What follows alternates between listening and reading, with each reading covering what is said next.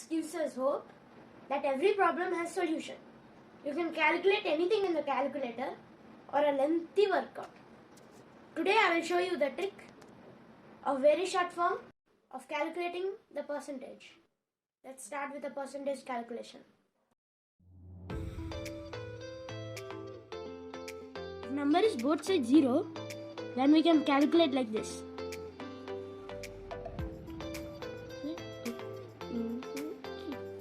6 8s are 48. We will go with second example. 40% of 70. 4 into 7.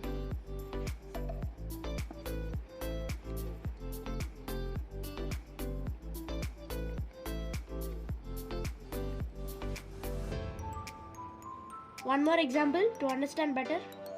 30% of 90. 3 into 9. Is equal.